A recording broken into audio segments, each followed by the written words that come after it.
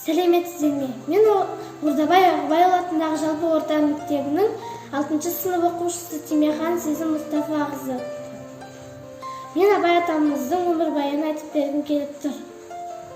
Абай Құнанбаев 1845 жылы туылып, 1904 жылы дүниеден озған. Ол қазіргі Шығыс Қазақстан облысы Абай ауданында дүниеге келген. Оның азан шақырып қойған есімі Ибрахим, әкесінің аты Құнанбай. Әкесі Қарақалы институтында аға сұлтан болып жұмыс жасайды.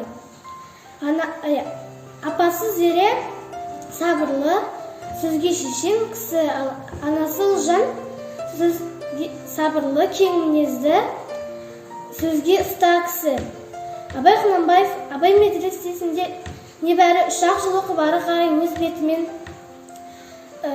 Приходская школаға түсіп 3 айдай орыс тілін меңгерген.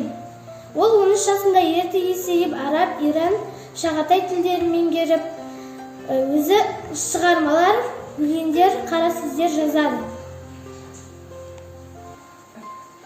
Абай Құнанбайұлы 31 қара сөзі. Абай Құнанбаевтың 31 қара сөзі.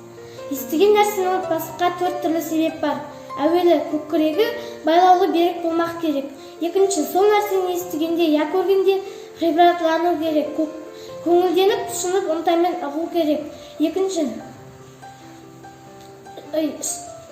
Үшінші, сол нәрсені бірнеше уақыт қайтарып, көңілге бекіту керек. Төртінші, ой кеселі нәрселерден қашық болу керек. Егер кез болса, салынбау керек. Ой кеселдері уайымсыз, сылғырттық, ойыншық, күлкішілдік, я бір қайғыға салыну, я бір нәрселерге құмарлық секілді. Бұл нәрселер күллі ақыл мен ғылымды тұздыратығын нәрселер.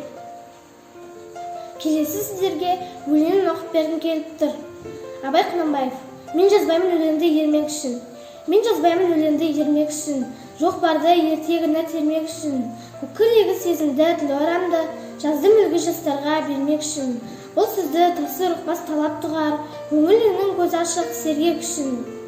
Сыртын танып бес бұрын көрмей, шу дегенде құлағын тосан сыйды.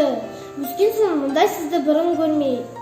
Таң қаламын алдымыңға айтқан дұқпай, айта бер деді жұрт тағы тыным бермей. Мен өз достарымды Абай атамыздың кітабын оқуға шақырамын.